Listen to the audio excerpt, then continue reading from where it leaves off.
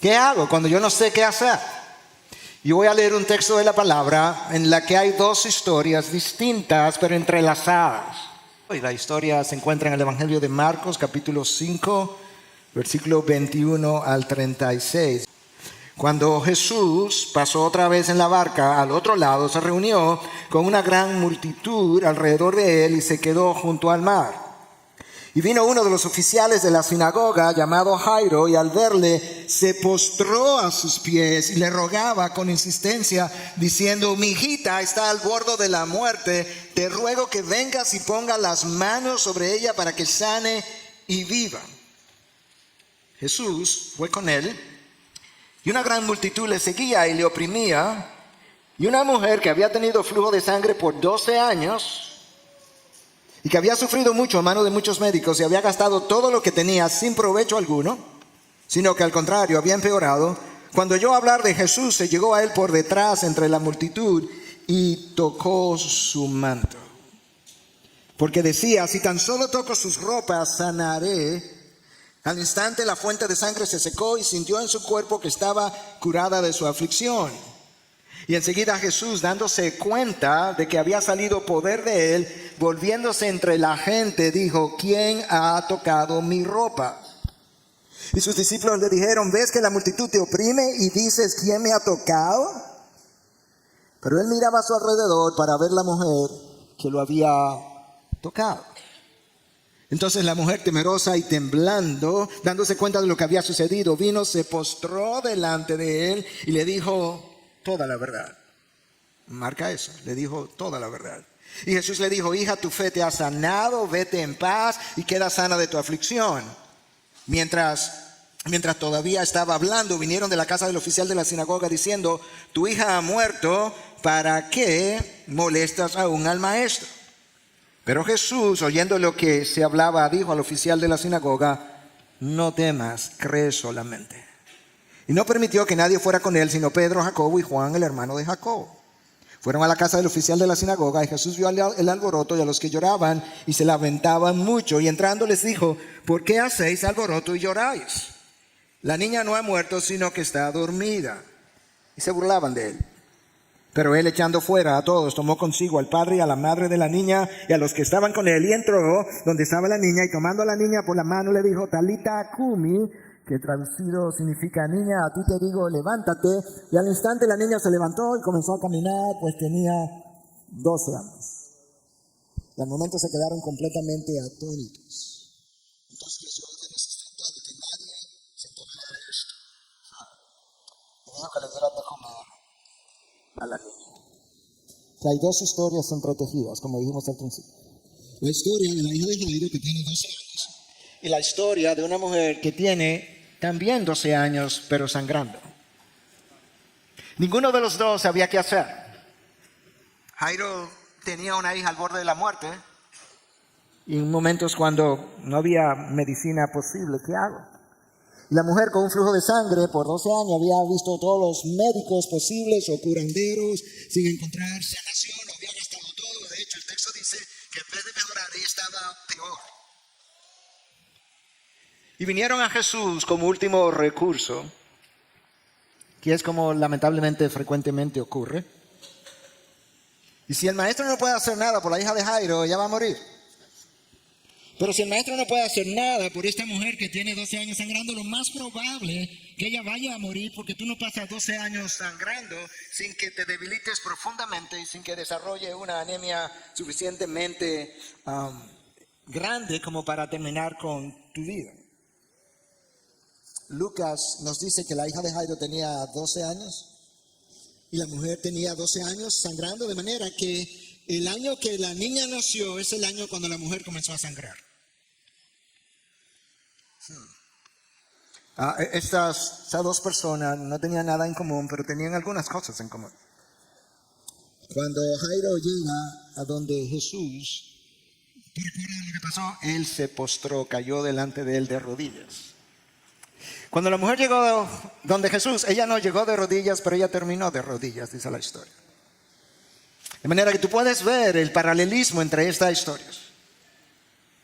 Y lamentablemente muchas veces La única forma de hacernos doblar las rodillas delante de Dios es a través del dolor y el sufrimiento. El dolor y el sufrimiento tienen la capacidad de doblegar nuestros egos, orgullosos, insensibles. Y a la verdad, hermano, que de rodillas es la única posición segura de acercarnos delante de Dios. Y cuando digo de rodillas, no necesariamente hablo de físicamente de rodillas, pero por lo menos internamente de rodillas. De hecho, eso me recuerda una historia que había olvidado hasta este momento de un par de personas que pagaron dinero a un escalador profesional para llegar hasta la cumbre, ¿verdad?, del monte Everest, el monte más alto de la Tierra. Y en un momento dado se pararon como un pequeño planito y la persona que estaba acompañado del profesional en ese momento quiso pararse para tomar una foto y de repente él lo aló hacia abajo y cayó de rodillas, y cuando él lo vio sorpresivamente le dijo: en este lugar de rodillas es la única posición segura debido a la fortaleza de los vientos. Y la única posición segura delante de Dios para que Él nos oiga es humillados delante de Él. Y de rodilla simboliza eso. Ninguno de estos dos personajes, ni la mujer ni Jairo, vinieron demandando un milagro. Ellos vinieron con un corazón contrito, humillado, y es la manera de acercarnos a Dios. De otra forma, mi actitud no es bendecida. Yo necesito un corazón contrito, un corazón humillado. Ahora trata de ponerte en ese lugar, ¿ok? Tu hija está muriendo. Tú vienes ansioso donde el maestro, le dices cuál es tu condición, tú estás desesperado y sabes que el texto, tú caes de rodilla y el texto dice que Jesús fue con él. Ven y ponle la mano a mi hija para que ella sane. Jesús accede y el texto dice que él comenzó a caminar con él. Ya van camino a su casa y de repente viene una mujer por detrás, lo toca y Jesús se detiene a preguntar: ¿qué me tocó? Los discípulos le dijeron, tú ves que la multitud se está golpeando sobre ti, te está tocando, y tú preguntas que quién te tocó. Es como quien dice: ¿a quién se le ocurre? Si esos fueron sus discípulos, imagínate lo que Jairo debió haber estado pensando. Vamos camino a mi casa y ahora te va a parar. Yo no sé si mi hija va a estar viva cuando regresemos. ¿Te va a poner a hablar ahora con alguien? Que una mujer te tocara, ¿qué importa quién te tocara? Mi hija se muere. Yo creo que si Jairo no se quejó, es porque él sabía que dependía de Jesús y no quería arriesgar su posible milagro. En eso, tienes que imaginarte, colócate ahí, colócate en los zapatos de Jairo. En eso vinieron de la casa del oficial de la sinagoga, le dijeron: tu hija ha muerto. ¿Para qué molestas al maestro todavía? Eso en medio de la mujer que le tocó y que él se detuvo. Yo no sé si podían haber palabras más insensibles para comunicarle a Jairo que su hija se murió. Diciéndole: ¿y todavía está molestando al maestro? ¿Te imaginas la cara de Jairo? ¿Te imaginas Jairo? Yo no puedo creer. 12 años. Íbamos camino hacia allá. O pensando: ¿esa es la forma de darme la noticia diciendo que estoy molestando al maestro? ¿Y ahora qué hago? Yo no sé qué hacer. Pausemos por un momento y hagamos la pregunta. Hasta ahora, ¿qué hemos aprendido de la historia? Bueno, número uno, cuando yo no sé qué hacer, por lo menos yo sé dónde ir. Donde el maestro. Número dos, cuando voy donde el maestro, yo necesito ir con un corazón contrito y humillado. No cuestionando, no demandando. ¿Sabes qué? A una segunda persona de la Trinidad, cuando fue a pedirle algo a su padre en Getsemaní, se arrodilló. Esa es la forma de decir: yo me someto, a Dios, a tus designios. Jesús se arrodilló. En tercer lugar, cuando Dios parezca entretenido, como que no te está haciendo caso, como le pareció a Jairo, probablemente recuerda que Dios sabe lo que está haciendo, nunca ha cometido un error y nunca va a cometer uno. Número 4, a Jesús nunca está deprisa. No lo estuvo con Jairo, No lo estuvo cuando le avisaron de que Lázaro estaba muy malo, estaba grave y se tomó 2 días más para llegar. De manera que cuando Jesús parezca que no está haciendo nada en tu vida, recuerda, Él nunca ha estado deprisa. Y no lo va a estar con tu caso o con el mío. Número 5, 6, 7, no sé, ya me perdí. Cuando Jesús parezca, tú estás orando, que no te está haciendo caso, recuerda, la primera vez que se lo dijiste, Él no se estaba enterando en ese momento de tu situación. Él estaba al tanto de tu condición. La conoce mejor que tú y antes que tú. De manera que Él sabe lo que está haciendo.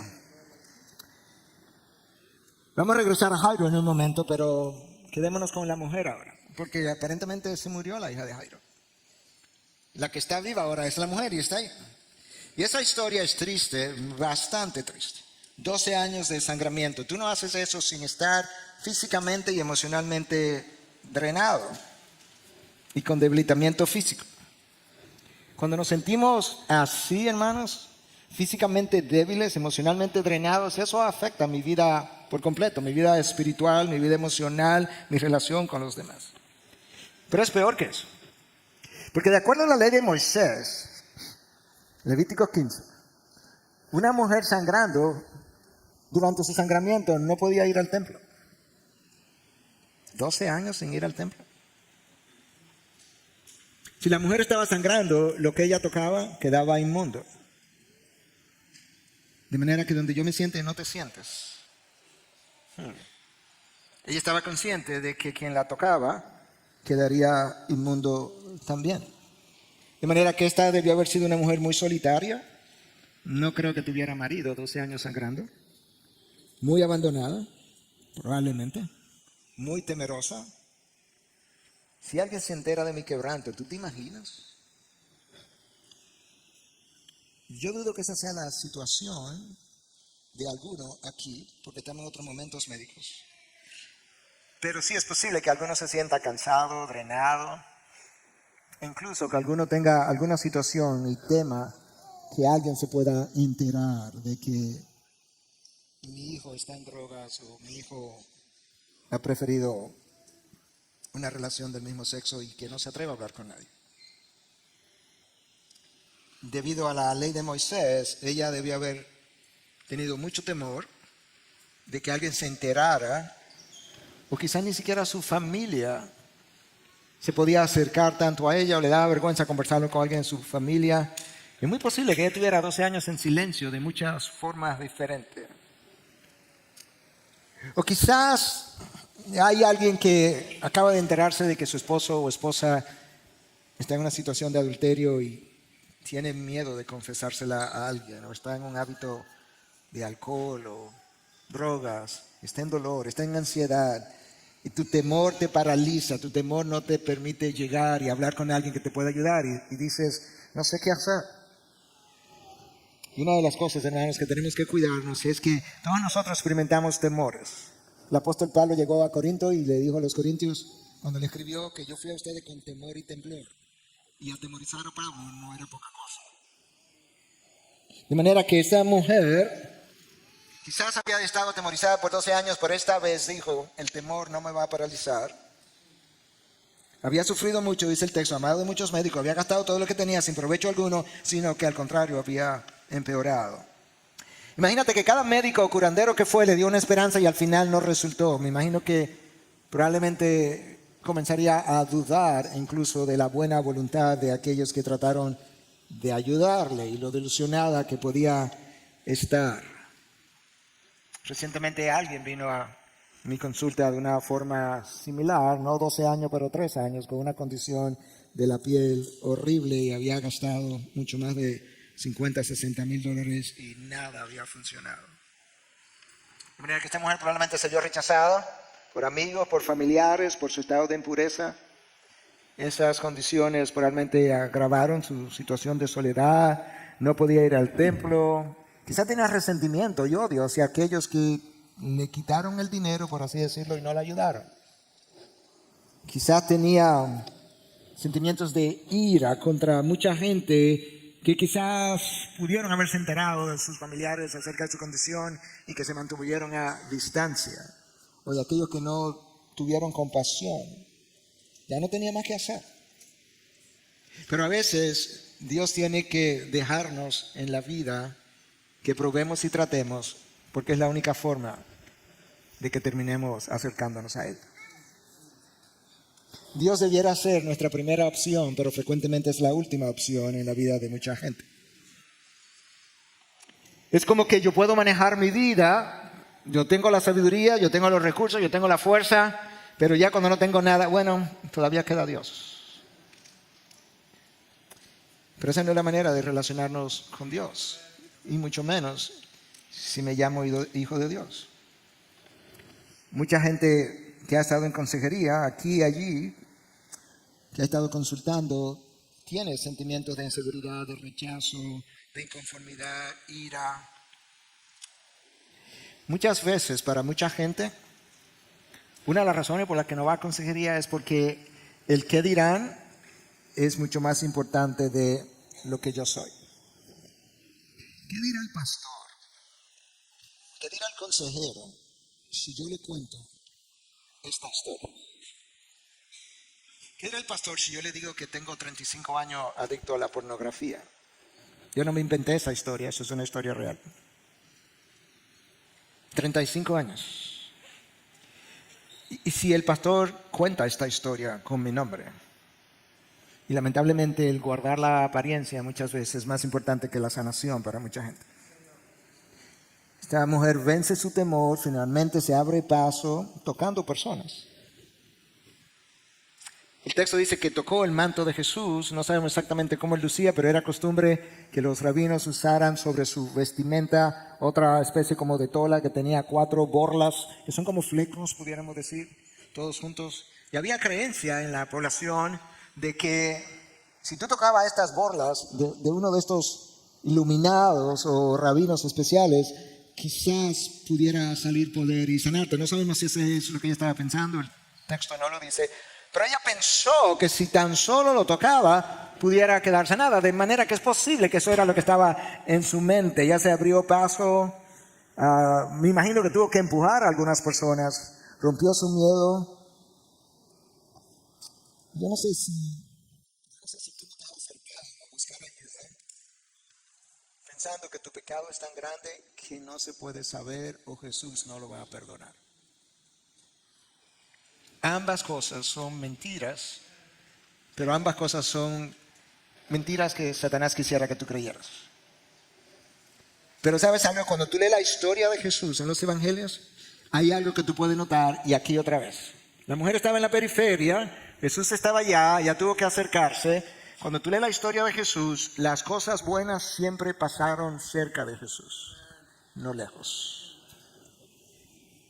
De manera que en mi caminar, en tu caminar cristiano, a veces no estás viendo todo lo que Dios quisiera que tuvieras, porque en la periferia las cosas no ocurren. Es en la cercanía con Dios.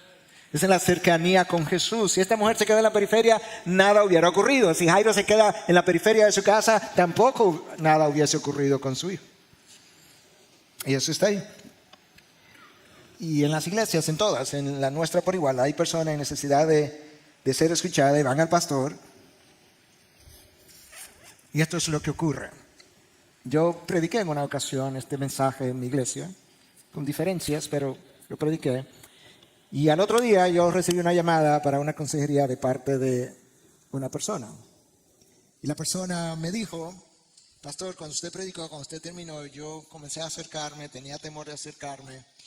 Y usted estaba aquí y yo llegué donde usted y no me atreví a hablar, iba pasando, ya lo iba a dejar atrás, pero usted me vio y me llamó. Y cuando me llamó, yo me atreví a decirle que necesitaba hablar con usted. Quizá esta mujer venía acercándose a Jesús y a lo mejor en el temor quizá le iba a pasar de largo, pero de repente se atrevió y tocó su manto y quedó sana. Esa persona que vino a consejería en nuestra iglesia me dijo: pastor, múltiples veces yo me acerqué, pero cuando me acercaba tenía temor de contarle lo que tenía que contarle y pasaba de largo.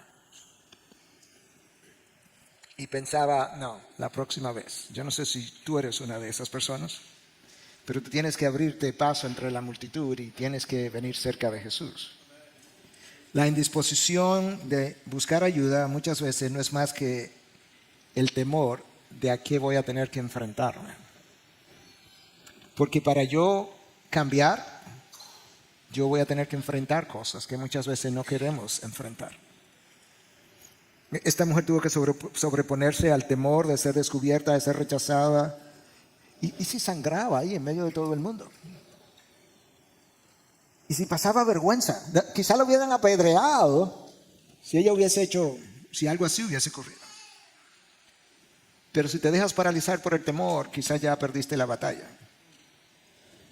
A veces permitimos que las actividades de las iglesias, los programas, las clases, la participación, el coro, toman el lugar de Jesús y mira qué ocurre. Que pienso a veces que estar cerca de la iglesia es lo mismo que estar cerca de Jesús. Y esas cosas debieran estar unidas, pero frecuentemente no lo están. Amor por el púlpito y la predicación para mí no es lo mismo que amor por Dios. Yo debiera amar a Dios y por consiguiente predicarlo a Él.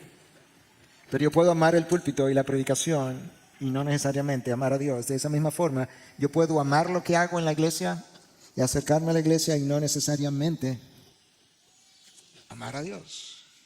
Cuando eso ocurre, yo he hecho un cambalache de posición y he colocado el ministerio en el lugar de Dios y a Dios en el lugar del ministerio en vez de estar al revés. Santiago nos dice en 4:8, o Dios nos dice a través de Santiago 4:8, acercaos a mí y yo me acercaré a vosotros. En otras palabras, hay algo que a ti te toca hacer, hay algo que a mí me toca hacer. Hermanos, cuando te acerca, cuando Jairo se acercó y esta mujer sangrando se acercaron, ellos no sabían lo que iba a pasar, pero yo te garantizo que algo bueno va a pasar. Porque Jesús no sabe hacer otra cosa que no sea dar dádivas de bendición. Y sus bendiciones acontecen cerca de Él, no lejos. Clamar a Dios mientras vivo lejos de Él no va a funcionar, hermanos. No va a funcionar porque Dios sabe que no te bendice. No te bendice porque no cultivas una relación con Él. Y lo que Dios quiere es una relación con Él, de manera que tú puedas recibir de Él y lo puedas recibir a Él por todo lo que Él es, todo lo que Él representa y todo lo que te puede dar. Lejos no debemos esperar mucha cosa. Y hermanos, puedo vivir cerca de la iglesia y lejos de Dios. En el retiro de pastores que tuvimos, le conté, no voy a hacer las historias aquí en virtud del tiempo, pero le conté de 2 pastores que uno me vino a visitar, el otro me pidieron que aconsejara. Uno de 10 años en el púlpito, que al final de la entrevista y una semana después me confesó que no era cristiano. El otro de 30 años en el púlpito. Cuando yo le pregunté, pastor, mire, yo le voy a preguntar con respeto, y de verdad con respeto, la pregunta es ofensiva, pero yo no quiero ofenderlo. ¿Usted está seguro de que es cristiano? Antes de yo terminar la pregunta, la esposa dijo, eso mismo digo yo. Puede estar cerca de la iglesia y no cerca de Dios. Quizás no sabe qué hacer con la situación que tú tienes. Pero yo sé por la palabra de Dios que el pueblo de Israel en un momento dado tampoco sabía qué hacer. Y ellos vinieron donde Dios, venía una gran cantidad de gente de amonitas y moabitas, se habían reunido contra ellos y el grupo que ellos tenían en ese momento para pelear era mucho más pequeño. Y escucha cómo el pueblo respondió cuando ellos no sabían qué hacer. De hecho, en la oración que hicieron a Dios le dijeron exactamente eso, no sabemos qué hacer. Te la voy a leer, 2 Crónicas 20:12. Porque no tenemos fuerza alguna delante de esta gran multitud que viene contra nosotros. Escucha. Y no sabemos qué hacer. Pero escucha ahora cómo termina la oración. Pero nuestros ojos están vueltos a ti. Yo no sé cuál es tu situación. Ve donde Dios, dile, Señor, yo no sé qué hacer, pero yo vengo y pongo mis ojos en ti, mi confianza en ti, para que hagas como tú entiendas que yo necesito que se haga en mi vida. Quizás le puede decir como el mismo Jesús dijo, este es mi deseo, que pase esta copa de mí, pero que se haga tu voluntad y no la mía. El pueblo judío en ese momento confesó su debilidad, su incapacidad para lidiar con el problema y le dijo, Señor, como no sabemos, este es el problema, dinos, haz, resuelve. Y ahí muchas veces comienzan nuestros problemas, y es que nuestro orgullo frecuentemente no nos deja decir, es que no sabemos. Pensamos siempre que sabemos, pensamos siempre que entendemos qué es lo próximo. Y probamos esto y probamos aquello que entendemos conforme a nuestra propia sabiduría pudiera resolver el problema, pero el problema no se resuelve. El pueblo judío oró, ayunó intensamente esperando una respuesta. Quizás tu cónyuge, quizás tu hijo, quizás una situación personal de otra índole, quizás tú no sabes cómo se va a resolver, pero Dios sabe. Pero en ocasiones, la razón por la que el problema no se acaba de resolver es la manera de cómo Dios está alimentando tu fe. Cómo Dios está fortaleciendo la relación con Él, que ha estado muy débil. Quizá las condiciones de la sociedad alrededor tuya, tú la ves como la veo yo y a veces son intimidantes, pero Dios sabe. Esta mujer podía seguir buscando otro médico, pero aparentemente ya no quedaba ninguno. Otra sanación, y vino a Jesús. La mujer quería sanar, tomó la responsabilidad, venció el temor, se acercó a Jesús. ¿Tú sabías que hay personas que no quieren sanar? Rápidamente, mira esta historia. En el Evangelio de Juan, capítulo 5, Jesús se encuentra con un paralítico.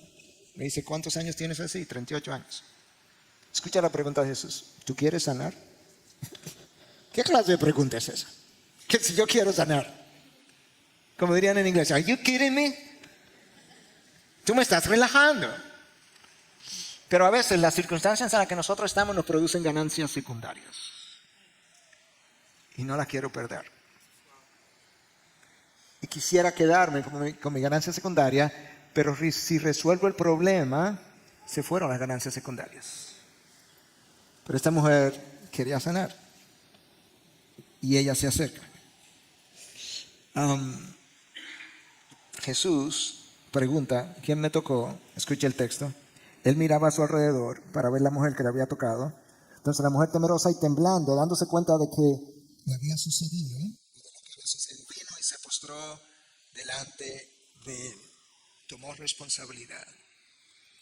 Viste, estaba temblorosa y temerosa. Muchas veces nosotros no queremos estar en esa situación, pero ella finalmente vino y se postró delante de él. Aparentemente la mujer pensaba hacer esto: lo toco, me sano y me voy.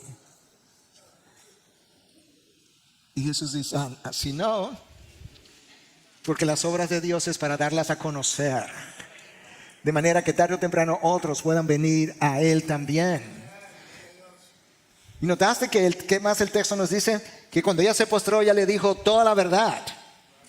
No es la mitad de la verdad, no, toda la verdad. Ella se iba a retirar, pero no iba a haber testimonio. Tú y yo estamos leyendo 2000 años después el testimonio de lo que ocurrió.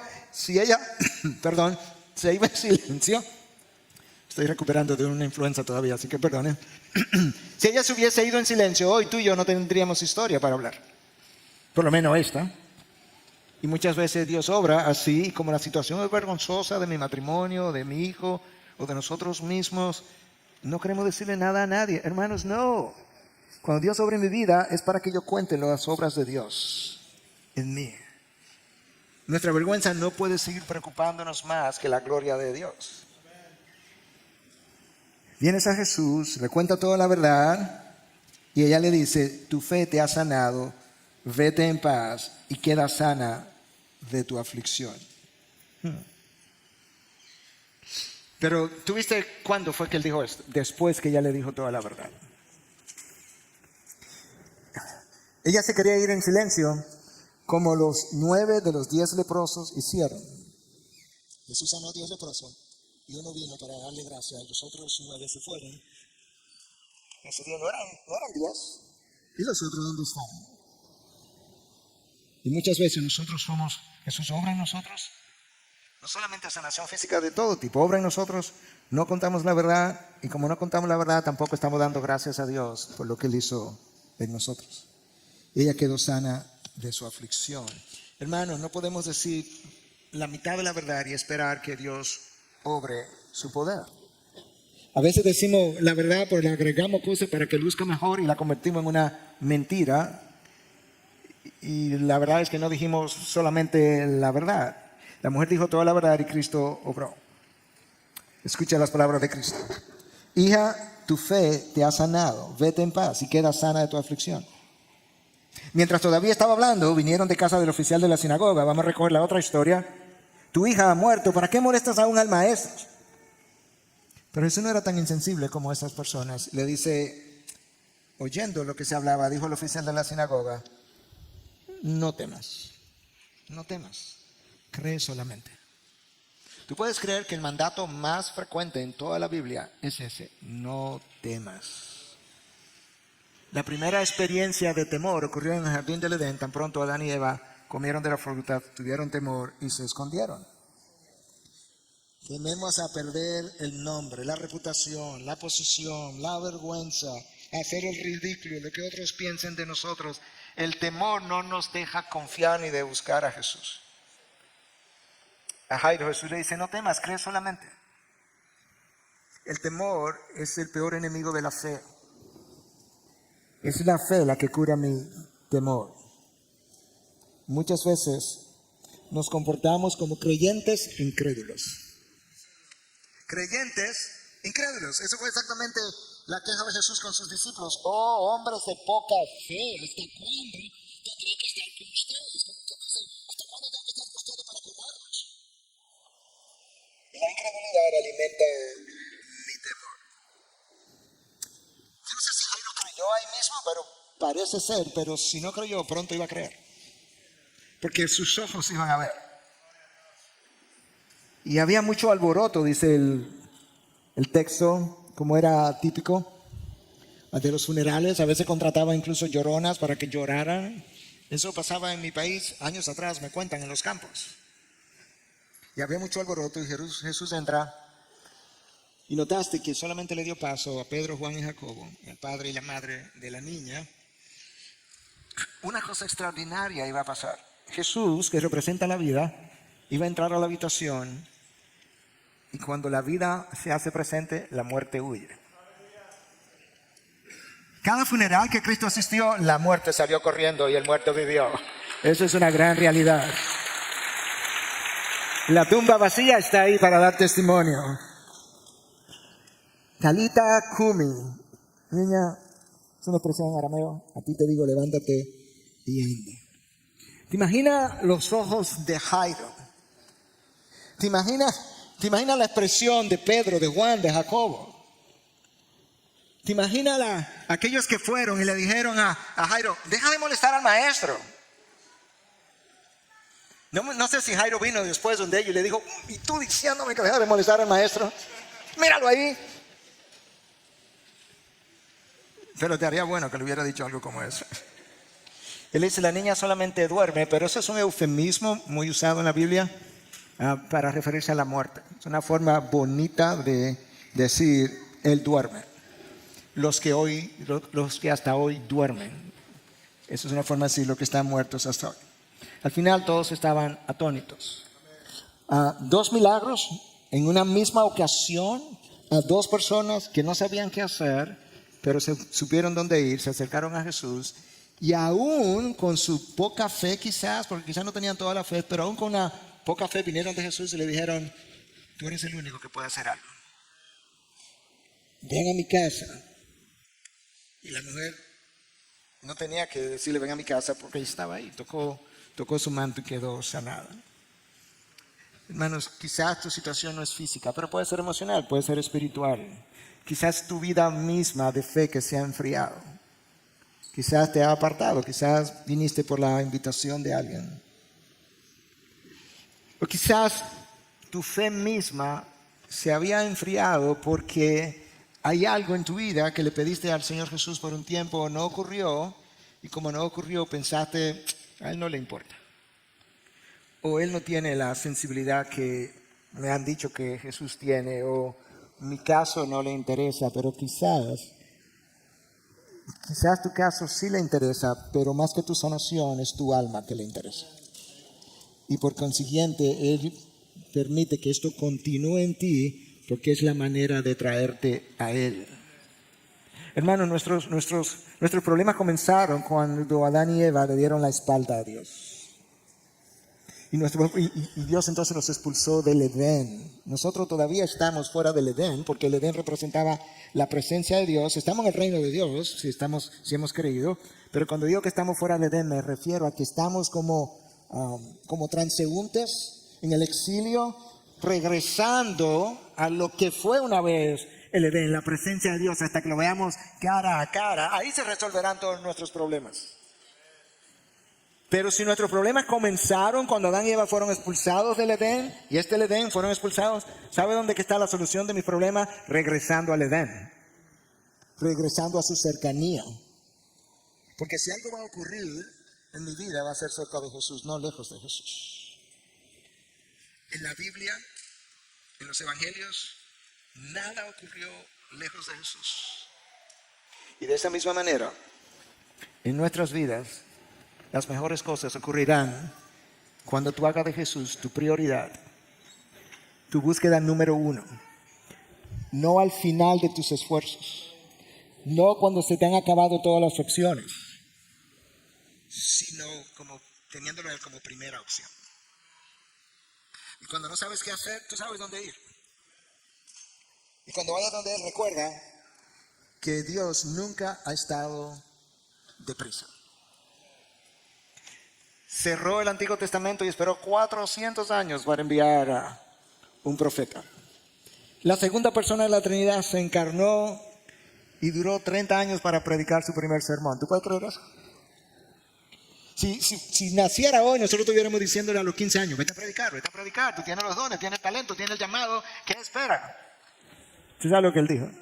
Mi hora no ha llegado. En otras palabras, la necesidad no constituye el llamado de Dios. No. Solo el llamado de Dios constituye el llamado de Dios. Por eso él fue a la piscina de Bethesda y encontró cientos de enfermos y sanó a uno. Si había alguien con el poder y la autoridad de decir, queden sanos todos, era Jesús. Y al final de ese día, cuando tú leas Juan 17, tú no lees que Jesús dijo, Padre, gracias porque sané a todos los enfermos. No, porque él no lo hizo. Padre, gracias porque le di de comer a todo el mundo. No, porque él no lo hizo. 2, pudo haber puesto una panadería en Jerusalén o en Galilea, pero solamente 2 días le dio de comer. Pero oye lo que sigue. Padre, gracias porque yo hice conforme a como tú me mandaste.